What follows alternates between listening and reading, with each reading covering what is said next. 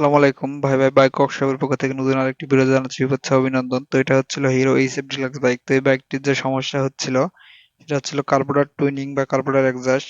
আপনারা যদি ভিডিওটা দেখেন তাহলে আপনারা যে কেউ এই কার্বোরেটরটা টুইনিং করতে পারবেন। কিভাবে কার্বোরেটর টুইনিং করতে হবে সে বিষয়ে আমি আজকে বলবো।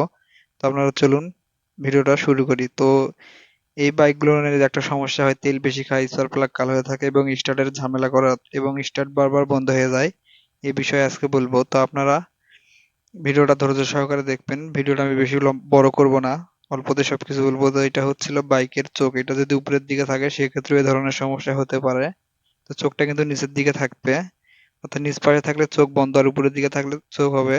তো এখন হচ্ছিল আমরা বাইকের কার্বোরেটরটা অ্যাডজাস্ট করব। তো আপনারা দেখুন কিভাবে কার্বোরেটর অ্যাডজাস্ট করতে হয়। আপনারা সবাই এটা পারবেন যদি ভিডিওটা দেখেন। তো সর্বপ্রথম আমাদের বাইকটা স্টার্ট করে নিতে হবে। নেওয়ার পরে দেখুন আমি ব্যাগটা স্টার্ট করলাম। এখন হচ্ছে আপনার যে রেসের স্ক্রুটা এটা কিন্তু একটু বেশি করে দিয়ে দিতে হবে।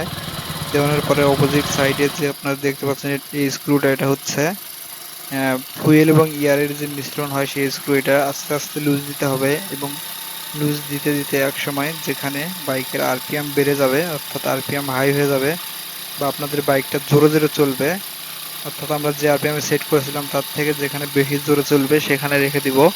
ওখানে রাখলে কিন্তু বাইকের আপনার ফুয়েল এবং যে হাওয়া বা এয়ারের যে মিশ্রণটা সেটি সঠিক পরিমাণে হবে এবং ওখানে রেখে দিলেই কিন্তু আপনার বাইকটা অ্যাডজাস্ট হয়ে যাবে। তো এটা কিন্তু অ্যাডজাস্ট হয়ে গেছে। আমরা হচ্ছে এখন আপনার রেসের স্ক্রুটা আস্তে আস্তে লুজ করে দিব, দিয়ে বাইকটা টুনিং এ রাখবো। দেখবো যে স্টার্ট আবার বারবার বন্ধ হয়ে যাচ্ছে কিনা।